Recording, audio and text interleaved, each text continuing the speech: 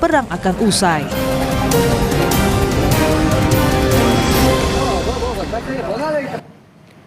Meski kencang tekanan dari internasional, saudara, namun perang Amerika Serikat dan Israel serta Iran bukannya mereda, justru semakin meluas. Akibatnya korban bertambah dan sejumlah infrastruktur hancur.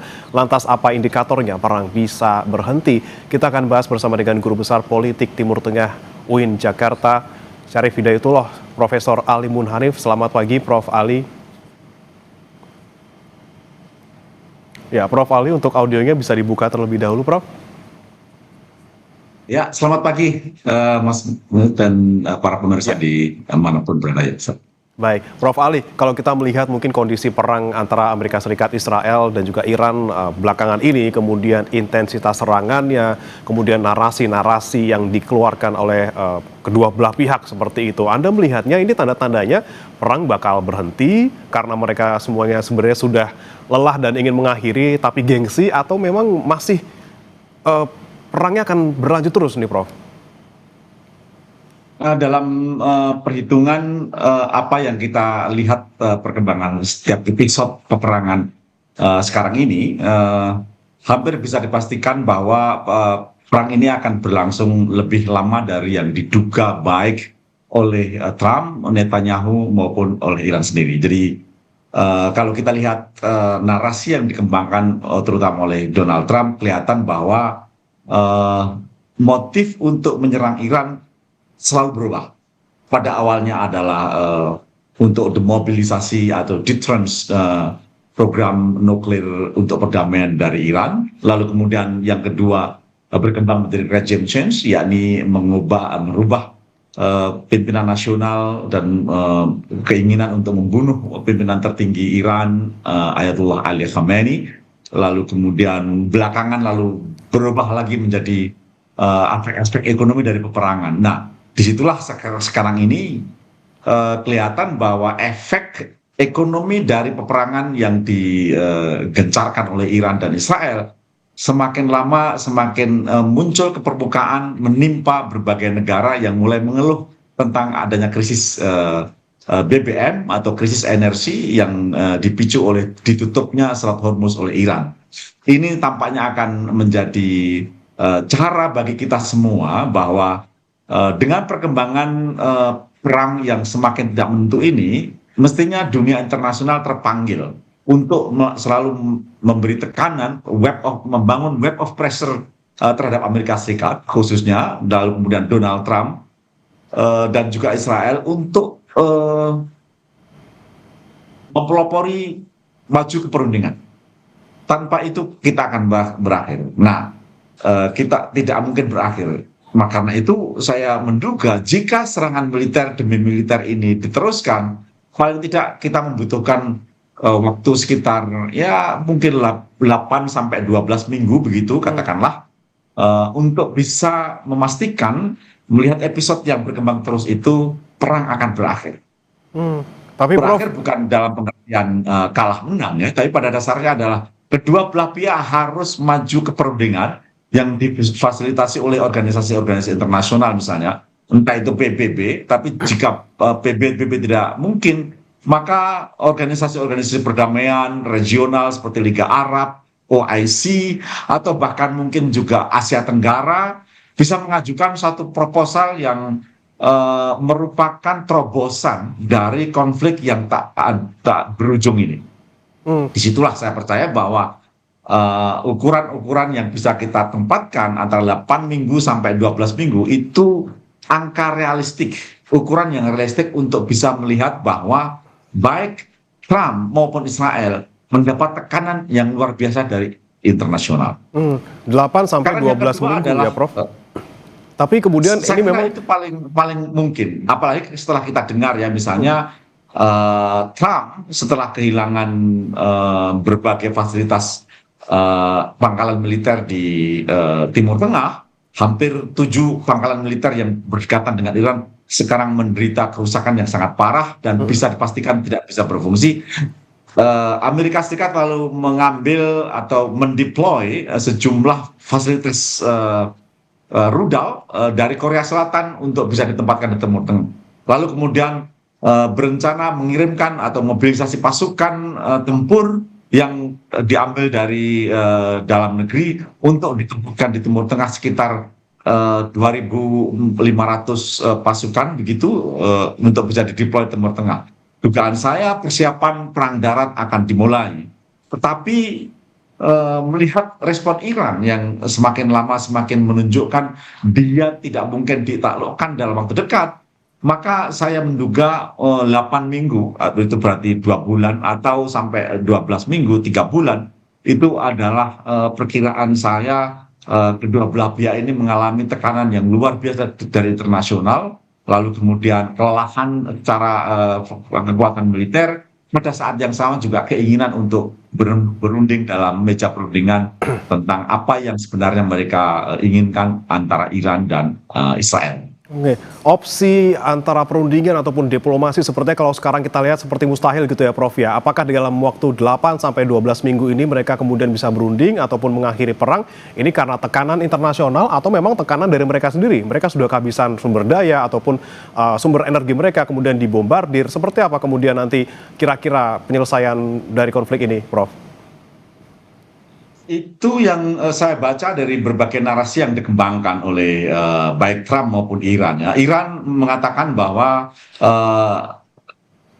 hanya Iran yang bisa mengakhiri perang ini, atau sebaliknya Donald Trump juga mengatakan bahwa kita akan segera mengakhiri. Tapi pada kenyataannya semua itu hanya propaganda dalam kondisi perang untuk terus membangun satu optimisme atau katakanlah spirit yang tak pernah luntur dari berbagai pihak yang konflik sekarang ini. Nah, karena itulah penting untuk mengamati berbagai narasi yang dikembangkan oleh pengambil kebijakan baik di Pentagon maupun Washington. Saat ini Trump mendapatkan tekanan yang luar biasa karena keinginannya untuk menambah dana perang 1 billion setiap hari, dan itu akan menguras fondasi ekonomi Amerika yang saat ini mempunyai krisis yang sangat penting tentang pendidikan untuk anak, healthcare, lalu kemudian berbagai jaminan sosial yang mulai dihilangkan oleh Trump dan seterusnya, yang berakibat pada sikap Kongres yang terus-menerus meminta pertanggungjawaban Donald Trump tentang update apa yang sekarang ini terjadi di Iran. Khas dari Donald Trump adalah jawaban-jawaban yang zigzag, ya, tidak terlalu terkoordinasi dengan baik dengan pengambil kebijakan di Pentagon karena sifat Trump, karakter Trump yang selalu fokus pada dirinya sendiri. Jadi itu juga mengabaikan aspek koordinasi di Washington yang tidak berhasil meyakinkan publik bahwa perang ini memiliki tahapan-tahapan sebagaimana misalnya dulu George Bush ketika menolakkan Irak, atau misalnya Obama ketika dengan Libya. Itu saya kira penting untuk bisa kita amati karena disitulah koordinasi militer dan pengambilan kebijakan politik itu bisa dimungkinkan. Nah, dalam konteks itu apa yang kita lihat sekarang ini di Amerika adalah pada bulan November nanti akan terjadi pemilu sela, akan berlangsung pemilu sela untuk memilih anggota Kongres dan Senat 100%. Dan jika kalau ini tidak diantisipasi, maka dalam 2 bulan ke depan setidaknya sudah mulai persiapan itu. Baik Republik maupun Demokrat akan bertarung untuk memperkuasa itu, dan jika sampai Trump tidak menemukan tanda-tanda penyelesaian perang Iran bersama Israel, maka boleh jadi Trump akan terancam untuk mempertanggungjawabkan perang ini di Senat dan di Kongres ketika Republik kehilangan berbagai suara di berbagai negara bagian. Nah, itu juga harus kita perhitungkan. Dugaan saya kalau Trump serius ingin menjaga suaranya dan Republik mendapat dukungan di Senat dan Kongres pada November mendatang, maka setidaknya 2-3 bulan mendatang mereka harus mempersiapkan diri dalam pemilu sela pada November 2026 nanti itu. Begitulah saya percaya bahwa jika ini dimungkinkan, maka mau tidak mau Trump harus menyelesaikan perang dalam hitungan Iya, 2 bulan ke depan. Baik. Di samping itu, perhitungan militer, kalkulasi militer, berbagai sumber mengatakan bahwa jika perang melebihi dari waktu 2 bulan, 3 bulan ke depan, baik Iran maupun Amerika Serikat akan kehabisan logistik dan juga persenjataan dan fasilitas militer yang makin lama makin hancur. Khususnya di Tel Aviv ya, kita melihat kota-kota Israel dibombardir melalui drones, belum lagi misil yang akan diluncurkan oleh Iran jika drone-nya kelihatan mulai tidak efektif untuk menyerang kota-kota di Israel, maka dugaan saya perang akan lebih panjang dari apa yang kita harapkan. Oke, tekanan sumber daya militer dan juga mungkin politik dalam negeri ini juga akan berpengaruh terkait dengan penyelesaian perang ini. Tapi Prof, yang kemudian kami tanyakan juga terkait dengan serangan Iran ke negara-negara Teluk yang memang sebagai balasan atas serangan Amerika Serikat dan juga Israel, apakah kemudian membuat konflik di semenanjung Arab ini akan semakin meluas? Kita akan bahas usai jeda. Prof Ali, tetap bersama kami saudara di Breaking News Kompas TV.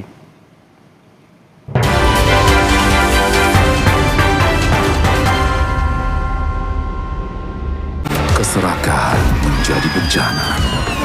Nakula dan Sadewa mengembalikan kedamaian. Marjan rayakan hari kemenangan.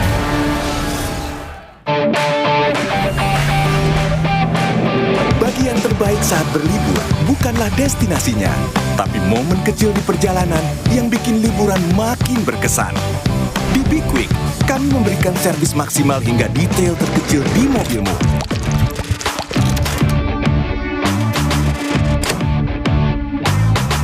Jadi kamu bisa menikmati setiap momen kecil selama perjalanan. Be Quick, ini baru bengkel. Keserakahan menjadi bencana. Nakula dan Sadewa mengembalikan kedamaian. Marjan rayakan hari kemenangan.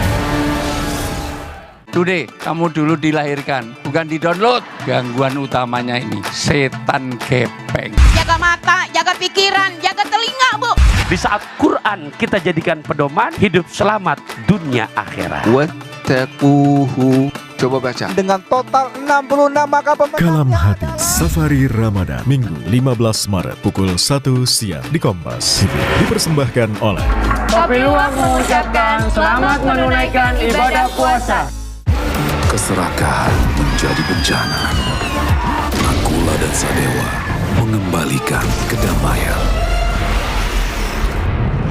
Marjan rayakan hari kemenangan. Sover Citrus baru. Seger. Aroma citrusnya bikin badan seger terus. Anti enek. Sover Citrus dari Lemon Oil. Ada hot lock system, hangatnya tahan lama. Ini yang bikin badan gue seger terus. Sover Citrus anti enek, badan seger bugar. Wingscare. Keserakahan menjadi bencana. Nakula dan Sadewa mengembalikan kedamaian. Marjan rayakan hari kemenangan. 3, 2, 1, aku FIFA. 3, 2, 1. Sepanjang Ramadan, siapkan tubuh dengan 3 botol Aku Viva. Setara 2 liter air diminum dari buka sampai sahur. Biar satu harian puasa pasti sejuknya. Langsung kerasa sejuk. Aktivitas selama Ramadan tetap lancar. Murni banget dengan Aku Viva. Siap jalani bulan kemenangan. Murni dan pasti sejuknya. Dari Wings Food. Segernya kelewatan. Baru teh lemon madu. Lemon tea yang gak asam, manisnya smooth dan seger banget. Dari Wings Food. Fresh banget rasanya. Ini yang di favoritku. Lemon tea yang manis madunya pas dan enak banget. Tak lagi ragu, beda dari yang lain ya. Iya lagi. Gak expect rasa lemon tea senyegerin ini. Fresh. Penasaran kan? Buruan cobain. Lemon madu yang segernya kelewatan. Dari Wings Food.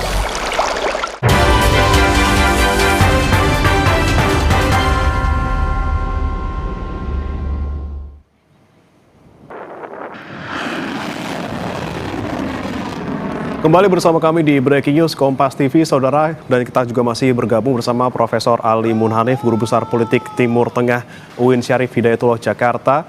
Tadi sebelum jeda, Prof. Ali, yang ingin kami tanyakan adalah bagaimana kemudian potensi eskalasi konflik di kawasan Timur Tengah, apalagi Amerika Serikat kemarin mengklaim bahwa sudah menyerang Pulau Kark yang ada di Iran sebagai kilang utama paling tidak di Iran untuk ekspor minyak dari negara tersebut. Kemudian Iran dari serangan ini kemudian menyatakan juga gitu, memperingatkan warga di pelabuhan utama di Uni Emirat Arab untuk waspada terhadap serangan. Nah, kemudian dengan adanya kondisi seperti ini, Prof, apakah Anda melihat akan ada balasan ataupun juga balasan dari negara-negara di Timur Tengah yang kemudian jadi sasaran serangan Iran?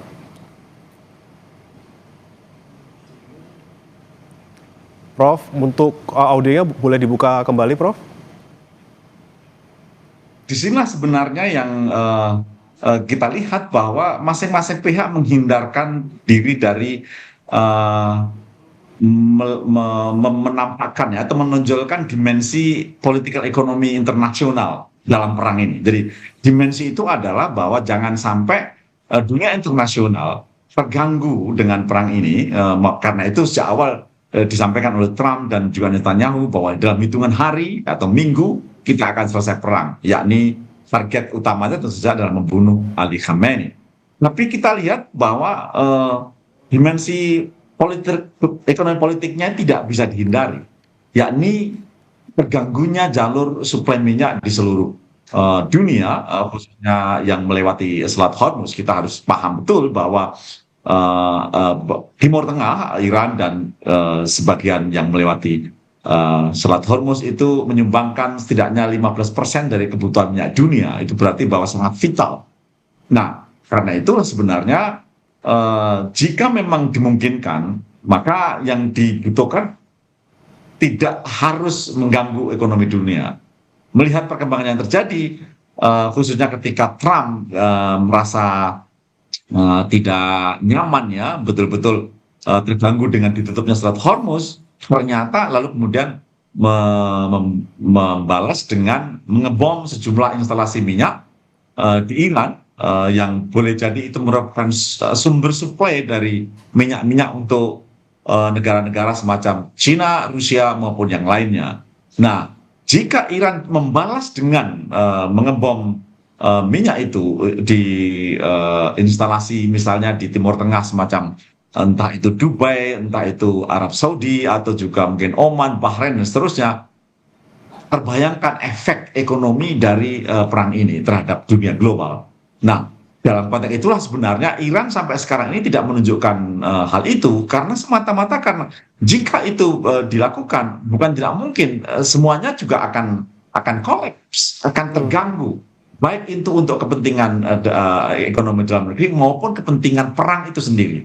Karena itulah Trump tampaknya gegabah dengan mengebom instalasi minyak Iran itu, yang sudah pasti itu efeknya akan mengganggu pelanggan atau pembeli minyak di instalasi tersebut, khususnya China dan juga Rusia.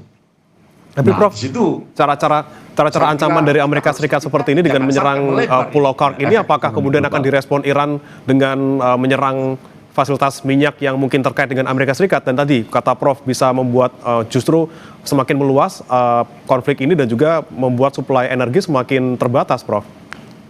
Saya kira tidak. Saya kira Iran akan hati-hati untuk menyerang instalasi minyak sejauh minyak itu tidak digunakan untuk mengisi bahan bakar, misalnya kapal induk atau mungkin juga pesawat yang ada di situ dan seterusnya.